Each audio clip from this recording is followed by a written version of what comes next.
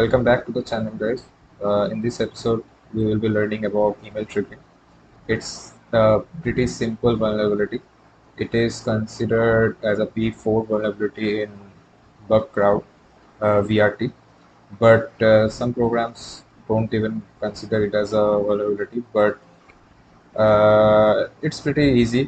It can be done under 10 seconds. So you should always check it when you start hunting on some programs.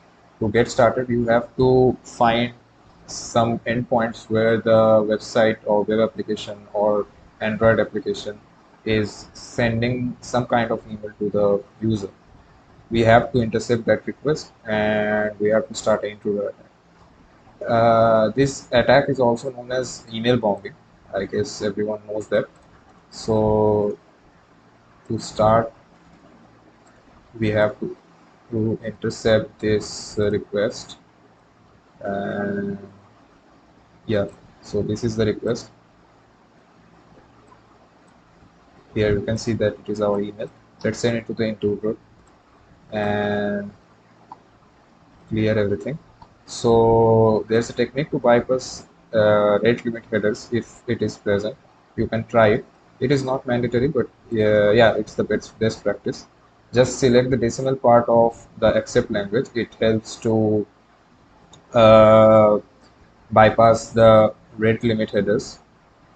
So just select here numbers, select 1, select 100, select 1, and just hit start. And yeah, you can see that it is giving 200 status. So let's check its response. So yep, it is sending the request. Let's check our email.